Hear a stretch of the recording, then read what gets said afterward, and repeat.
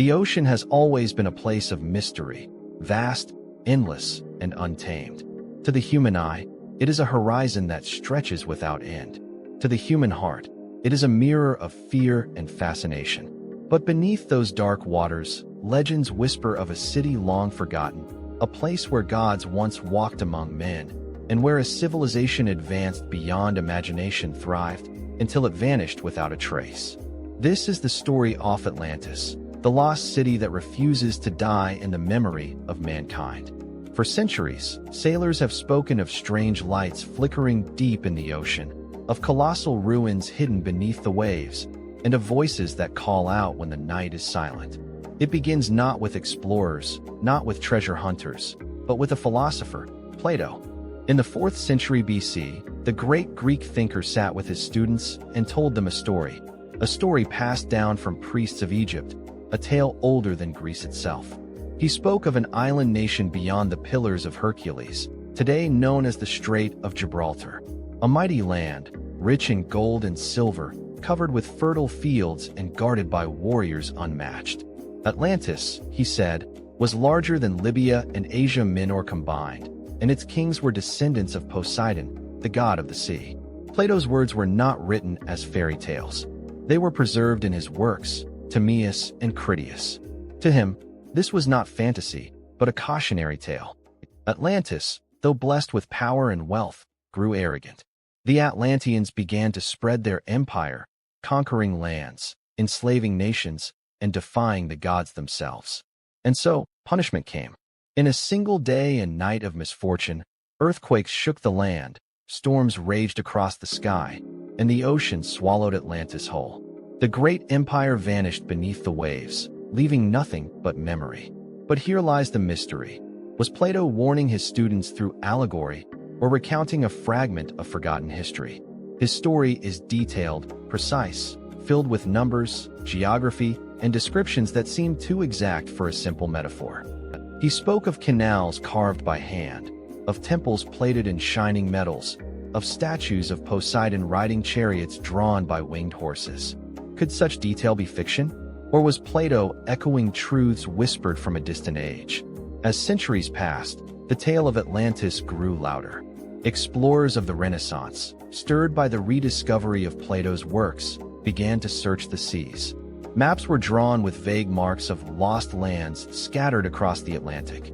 Some believed Atlantis was buried under the sands of North Africa. Others swore it lay in the Caribbean, hidden among the islands of the Bahamas. In 1882, the American politician Ignatius Donnelly published Atlantis, the Antediluvian World, claiming Atlantis was the cradle of all civilizations.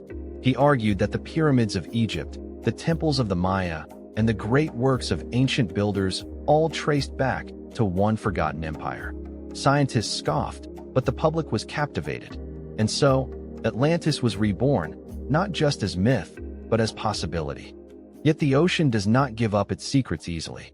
Beneath its crushing depths lie trenches deeper than mountains are tall, landscapes untouched for millions of years. And in those depths, whispers persist. In 1968, pilots flying over the waters near Bimini in the Bahamas spotted strange stone formations beneath the waves.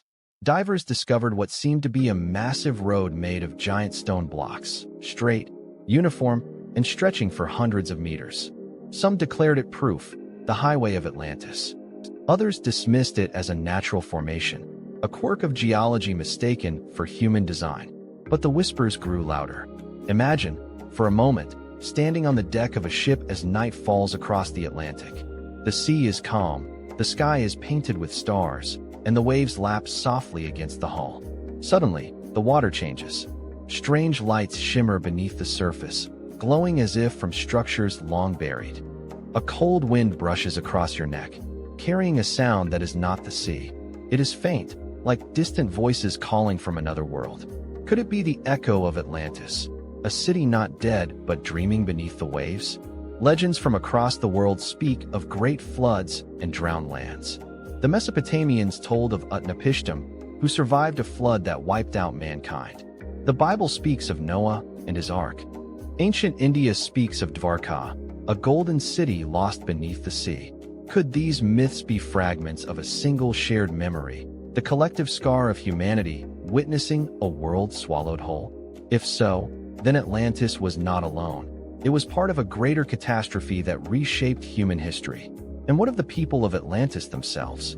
Plato described them as advanced beyond their age. They possessed engineering that rivaled anything in his own time. They built bridges, canals, and walls plated with metals. Their warriors wielded chariots and weapons that outmatched any rival. Some researchers suggest they may have possessed technology we cannot even comprehend, knowledge lost forever in the waves. Could Atlantis have been the spark of civilization, a beacon of human progress wiped clean by the wrath of nature, or by something greater?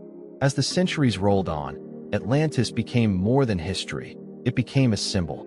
For dreamers, it was proof that paradise once existed. For explorers, it was the ultimate treasure, waiting to be discovered. For writers, it was inspiration, giving birth to countless stories, novels, and even entire genres of fantasy. Yet behind the imagination lies a haunting question. What if it was real? What if, even now, deep beneath the waves, ruins still wait, silent, patient, and covered in shadows? The ocean hides many things. Entire mountains, vast plains, even rivers that flow in darkness. To think it could not also hide the ruins of a city is folly. And so, divers continue to search. Submarines plunge into the abyss. Satellites scan the ocean floor, tracing ridges and plateaus for signs of human hands. Each discovery, a sunken ship, a lost artifact, a crumbled ruin, fuels the hope that one day, Atlantis will rise again, not as legend, but as truth. But every discovery also fuels the terror. For if Atlantis was real, then so was its destruction.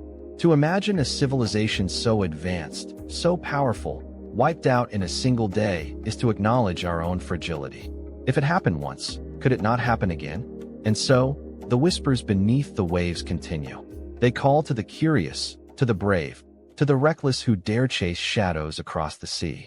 Perhaps they are warnings, urging us to remember the arrogance of the Atlanteans. Perhaps they are temptations, luring us closer to secrets we were never meant to find. But one truth remains. The legend of Atlantis is alive, and it is waiting.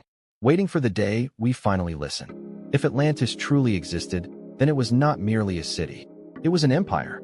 An empire so vast and so powerful that even the greatest nations of its time trembled before its might. To understand why Atlantis captured the imagination of so many, we must look deeper into Plato's description, peeling away myth from memory, and tracing the outlines of a civilization that may have once stood at the pinnacle of the ancient world. Plato described Atlantis as a land gifted by Poseidon to his mortal lover, Plato. To protect her, the god carved the island with rings of land and sea, concentric circles that glittered with canals, bridges, and harbors. At its very heart stood a grand temple to Poseidon, its walls plated in silver, its pinnacles shining with gold. Imagine the sight. Sunlight striking golden domes, waters shimmering around stone bridges, and ships sailing in endless procession into harbors filled with treasures. To the people of Greece, it must have sounded like heaven on earth. But heaven has a way of tempting men. The Atlanteans, blessed by their divine heritage, flourished. Their fields grew rich with crops, their mountains spilled with metals, and their seas teemed with fish. They mined orichalcum, a legendary metal that shone like fire, second only to gold in value. Their architecture dwarfed that of neighboring civilizations. Great palaces, towering statues, and temples adorned with ivory and precious stones rose skyward. Every detail Plato gave painted a picture of grandeur, of order, of unmatched prosperity. And prosperity breeds ambition. Soon, the Atlanteans turned outward. They built fleets that could span the seas, their warships larger and faster than any rival. They subdued vast territories, extending their rule over parts of Africa, Europe, and even reaching as far as Egypt. To their neighbors, the Atlanteans were more than conquerors. They were overlords, bending nations to their will.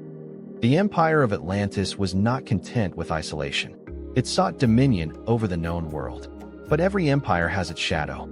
For though Atlantis thrived, it grew arrogant. Wealth turned into greed. Power turned into tyranny, and the divine blood of Poseidon diluted through generations, leaving rulers more human than godlike. Plato warned that the Atlanteans, once noble, became corrupt, hungering for expansion without restraint. Their armies marched across borders, their ships darkened the seas, and their ambition reached even the land of Greece. It was here, in a war between Athens and Atlantis, that their downfall began. Athens, though smaller and weaker, resisted. With courage and unity, the Athenians stood against the might of Atlantis. Against all odds, they pushed back, defeating the Atlantean invasion. To Plato, this victory was symbolic, the triumph of a modest, virtuous city over a bloated, corrupt empire. But what followed was no mere moral tale. Nature itself turned against Atlantis. The gods, angered by the arrogance of men, unleashed their wrath. The ground shook, splitting open. The sea roared, rising higher than any tide before. Storms blotted the sky, and the once shining empire was swallowed in a single night. What remained of its power, its temples, its treasures, all buried beneath the endless ocean. But if this was true, then where are the ruins? Where are the shattered stones, the broken temples, the statues of gods drowned beneath the sea? Over centuries, many have claimed to find them. In Spain, ruins near Cadiz are said to match Plato's description of a city beyond the Pillars of Hercules. In Morocco, strange circular structures hint at ancient settlements that mirror Atlantis's rings. In Bolivia and Peru, high in the Andes, some point to ruins as proof that Atlantis was not under the ocean at all, but a highland civilization erased by cataclysm. Even more tantalizing are the discoveries beneath the waves. Off the coast of Cuba, sonar scans in 2001 revealed massive stone formations 2,000 feet below the surface. Divers who studied the site described geometric shapes, pyramids, roads, and plazas, structures too precise to be natural. Could this be the resting place of Atlantis, hidden in the deep where no human eye can see? Skeptics argue otherwise. They claim Plato invented the story, borrowing from real disasters like the eruption of Thera, which destroyed the Minoan civilization around 1600 BC. They suggest Atlantis is no more than allegory, a parable about hubris. But the detail remains troubling. Why would Plato, a philosopher concerned with truth, invent a tale so specific in geography, architecture, and lineage? Why did he speak of Atlantis as though it were history, not fantasy? And why do so many cultures, separated by oceans, share similar legends of sunken lands? What if Atlantis was not a single place, but a memory repeated across time? A story of civilizations lost to disaster, carried down by survivors until it reached Plato's ears. What if Atlantis is not myth, but memory wrapped in metaphor? Consider the sheer scale of what Plato described. Concentric rings of canals, perfectly engineered. Bridges lined with towers and gates. Temples larger than any in Greece. This was not primitive. It was a marvel of planning, design, and technology. Some researchers whisper that Atlantis may have mastered energy in ways we do not yet understand. They point to crystals, to magnetic fields, to powers that sound more like science fiction than history. Could it be that Atlantis fell not only because of arrogance, but because it tampered with forces too dangerous to control? Picture it now, a city glowing in the night, powered by unknown energy. Ships that could sail farther and faster than any of their time. Weapons forged from metals lost to us. A society advanced not by centuries, but perhaps by millennia. If such a city fell, it would not be surprising that its ruins confuse us, that its memory has become legend. Yet the rise of Atlantis is not just about technology or conquest. It is about humanity itself. It is about the eternal struggle between creation and destruction, pride and humility, memory and oblivion. Whether Atlantis stood on an island, in a desert, or beneath the sea, it symbolizes our greatest hope and our deepest fear, that no matter how high we rise, we can always fall. For if Atlantis fell once, it could fall again. And perhaps, in our towering cities, our glowing machines, our endless hunger for power, we are walking the same path as the Atlanteans. The question is not whether Atlantis existed, but whether we are repeating its mistakes. And if the whispers of Atlantis are true, then the empire did not fall quietly. It fell with terror, with fire, with storms that shook the heavens. It fell in a night so violent that survivors could only speak of wrath from the gods. A night when the world itself seemed to rise and devour its own children. That night is where our story turns next. The fall of Atlantis did not come with warning. It came with fury. Imagine a city at the height of its glory, towers gleaming with gold, ships crowding the harbors, priests chanting in marble temples as incense drifts into the night air. The people of Atlantis believed themselves untouchable, chosen by the gods, rulers of land and sea alike. But on that final night, the earth beneath them stirred. At first, it was a murmur, a trembling that rattled the golden statues in their halls. Then came the roar. The ground split open with a thunder that shook the soul. Buildings swayed, their walls cracking as fire burst from the earth. Streets buckled, fountains shattered, and the concentric canals that once shimmered with life began to overflow with dark, violent waters. Panic swept through the city. Citizens poured from their homes, clutching children, calling for gods who would not answer. Priests fell before the altars of Poseidon, begging for mercy. But the sea god, once their protector, remained silent. The storms came next. A black sky churned with lightning. Winds tore through palaces, ripping banners from towers, shattering glass, and hurling stones into the air like toys. The ocean, as if enraged, surged higher and higher, crashing against the harbor walls until they broke like brittle bones. Ships capsized, their masts snapping like twigs, sailors dragged screaming into the depths. The sea did not simply rise, it devoured. Witnesses, had there been any to survive, would have seen terror beyond comprehension. Entire districts vanished in seconds as the waters poured in, swallowing markets, temples, and homes. The cries of thousands echoed against the storm before being drowned in silence. Streets became rivers, rivers became oceans, and the city, so meticulously built with rings of land and canals, became a trap. There was nowhere to run. Every path led to the sea. The empire that had once stretched across continents collapsed in a single night. The army that had marched across borders was erased before it could draw a sword. The temples that shone with orichalcum were buried in the dark.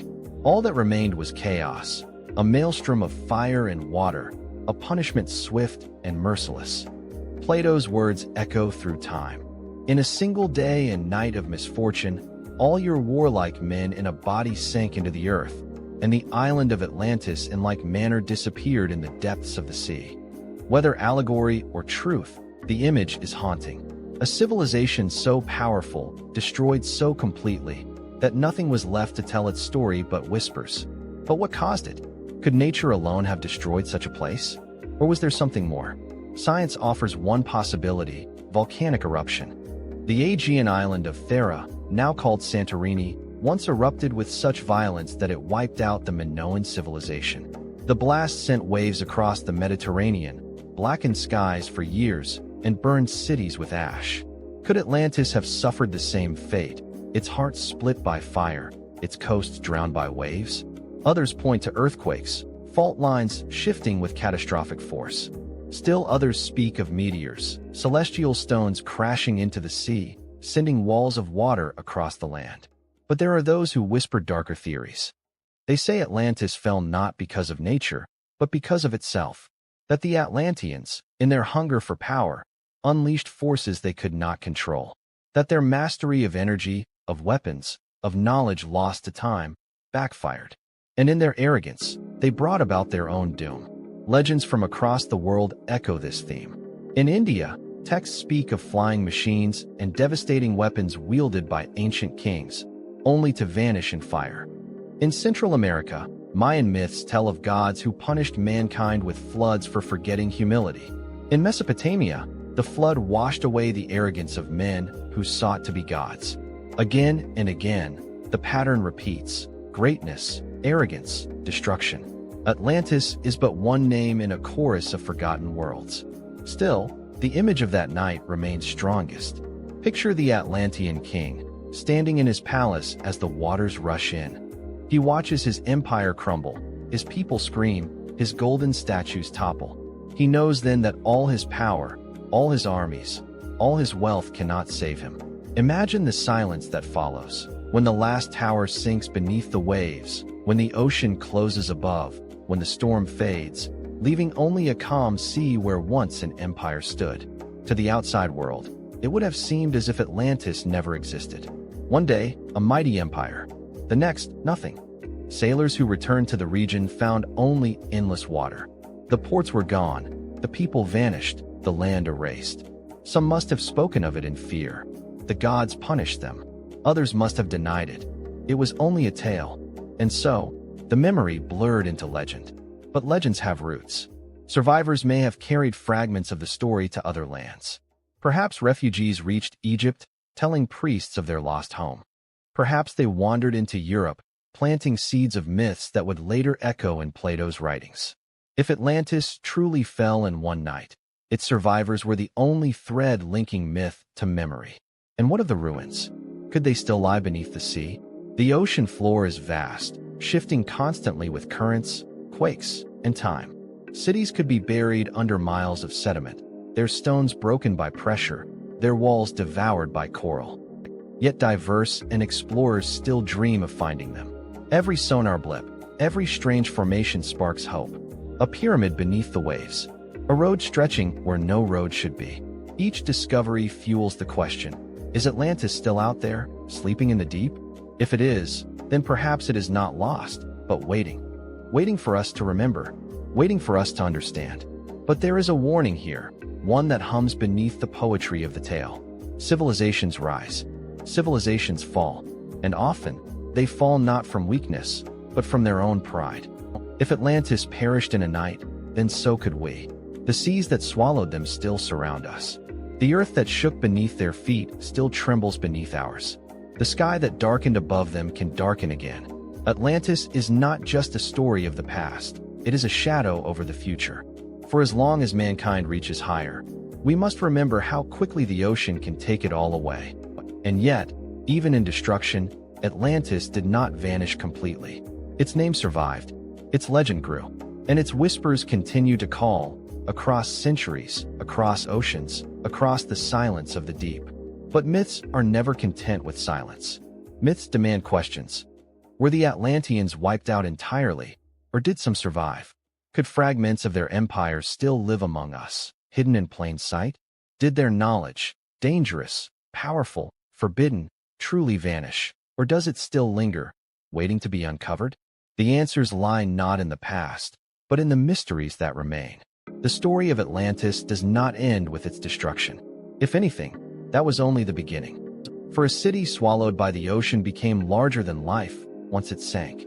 Atlantis lived on, not in stone or ruins, but in memory, in whispers passed down through centuries, growing, changing, and haunting every culture that touched the sea. Plato told the tale to warn of arrogance. Yet what survived was not the moral, but the mystery. Was Atlantis real, or was it a fable? Generations of philosophers, explorers, mystics, and scientists have wrestled with the same question. Each era shaped Atlantis to its own desires. In the Middle Ages, it was seen as a paradise lost, a reflection of Eden drowned beneath the waves. In the Age of Exploration, sailors imagined it as proof of undiscovered continents. In the 19th and 20th centuries, it became the playground of writers and dreamers who filled it with crystals, ancient technology, and secrets of lost civilizations. But the deeper one looks, the stranger the story becomes. Take the Mayans and Aztecs, for instance. Their myths speak of a place called Aztlan, a homeland across the sea from which their ancestors once journeyed.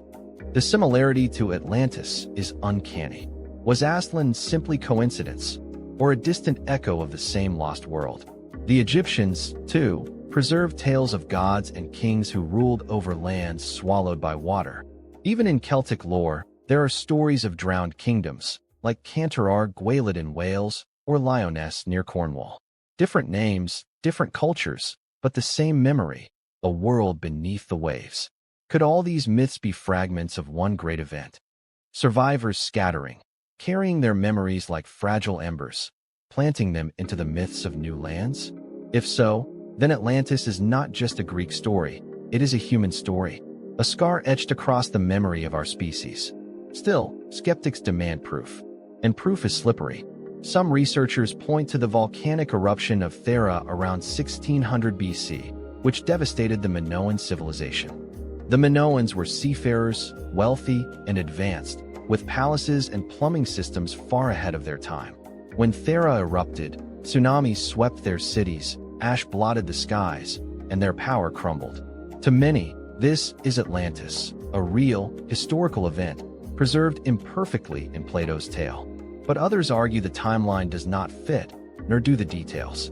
Atlantis, Plato claimed, existed 9,000 years before his own time, long before the Minoans. Then there are the maps. Old charts from the Renaissance show strange islands in the Atlantic that no longer exist. The Piri Reis map, drawn in 1513, has been said to depict coastlines buried under ice. Could these be remnants of lost lands, remnants of Atlantis itself? Or are they simply errors, the mistakes of cartographers working in a world still half unknown? And what of the discoveries beneath the sea? The Bimini Road, into the Bahamas, structures off the coast of Cuba, the ruins off Yonaguni in Japan. Each one sparks fiery debate. Natural formations, or remnants of something human? If they are human, then they are impossibly old, rewriting everything we think we know about history. If they are natural, then they remind us how easily the mind sees patterns where none exist. But perhaps the truth of Atlantis lies not in stones or ruins, but in its persistence. Myths die when they are forgotten. Atlantis has lived for over 2,000 years, growing with each retelling. Why? Because it speaks to something deep within us. It is the dream of a golden age, a paradise of wisdom and power, a society more advanced than our own.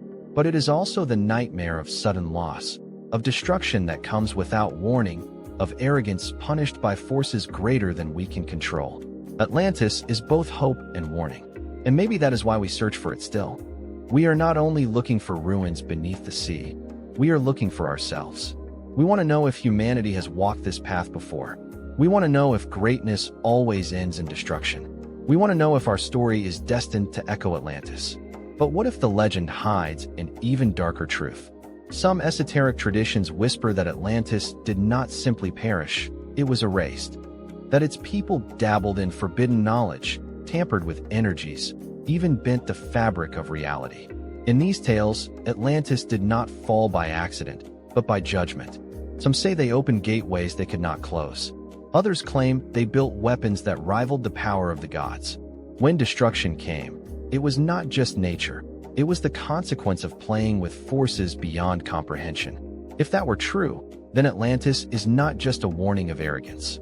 It is a warning of knowledge. Some things, perhaps, are not meant to be uncovered. Yet the allure remains irresistible. Modern adventurers still search. Submarines scan the seabed. Satellites map the ocean floor. Each year, new claims arise. A pyramid here, a road there, a sunken city waiting to be revealed. None have proven conclusive. And so, the question remains unanswered, tantalizing, unsolved. Atlantis, real or not, has already achieved immortality. It has become a mirror. When we dream of progress, we imagine Atlantis at its height. When we fear destruction, we imagine Atlantis at its fall. It is both prophecy and memory, myth and possibility. And perhaps that is the final truth. Atlantis is not meant to be found. It is meant to remind. Its ruins are not in stone, but in story. Its legacy is not in artifacts, but in our imagination. It survives because it is useful, not as history, but as a warning. Still, when one stands at the edge of the ocean, staring into its endless horizon, it is hard not to wonder. Beneath those waves, what lies waiting? Could there be walls covered in coral, streets hidden under sand, statues lying in darkness? Could there be proof that once, long ago, a mighty empire stood where only silence now reigns? Or will the ocean keep its secret forever, guarding Atlantis in the deep? We may never know. And perhaps that is the true power of the legend, that it denies us closure, that it lures us ever onward, that it keeps us asking questions long after the answers are gone. Atlantis remains what it has always been, a story whispered by the waves. Some call it a lie, some call it a myth, some call it a hidden truth. But whether it is one, or all, or none of these, it endures. And as long as mankind gazes into the sea, Atlantis will never truly be lost.